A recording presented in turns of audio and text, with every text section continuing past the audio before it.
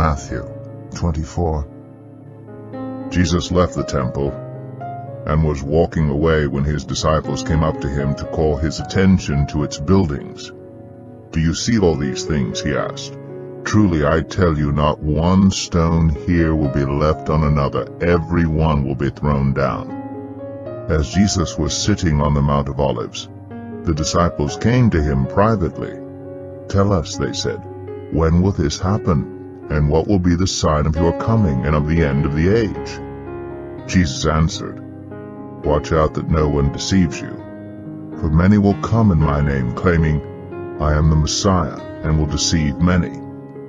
You will hear of wars and rumors of wars, but see to it that you are not alarmed.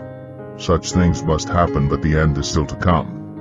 Nation will rise against nation and kingdom against kingdom. There will be famines and earthquakes in various places. All these are the beginning of birth pains.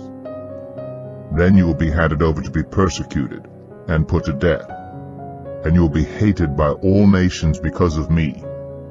At that time many will turn away from the faith and will betray and hate each other. And many false prophets will appear and deceive many people. Because of the increase of wickedness, the love of most will grow cold. But the one who stands firm to the end will be saved. And this gospel of the kingdom will be preached in the whole world as a testimony to all nations, and then the end will come. So when you see standing in the holy place the abomination that causes desolation spoken of through the prophet Daniel, let the reader understand. Then let those who are in Judea flee to the mountains. Let no one on the housetop go down to take anything out of the house. Let no one in the field go back to get their cloak. How dreadful it will be in those days for pregnant women and nursing mothers. Pray that your flight will not take place in winter or on the Sabbath, for then there will be great distress, unequaled from the beginning of the world until now, and never to be equaled again. If those days had not been cut short, no one would survive. But for the sake of the elect, those days will be shortened.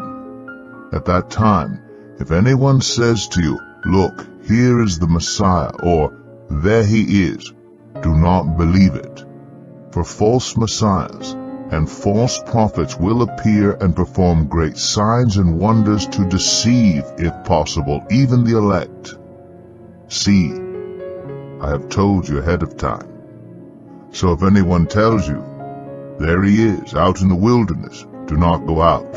Or, 'Here he is, in the inner rooms,' do not believe it. For as lightning that comes from the east is visible even in the west, so will be the coming of the Son of Man. Wherever there is a carcass, there the vultures will gather. Immediately after the distress of those days, the sun will be darkened, and the moon will not give its light. The stars will fall from the sky, and the heavenly bodies will be shaken. Then will appear the sign of the Son of Man in heaven, and then all the peoples of the earth will mourn when they see the Son of Man coming on the clouds of heaven with power and great glory. And he will send his angels with a loud trumpet call, and they will gather his elect from the four winds, from one end of the heavens to the other. Now, learn this lesson from the fig tree. As soon as its twigs get tender and its leaves come out, you know that summer is near. Even so, when you see all these things, you know that it is near, right at the door.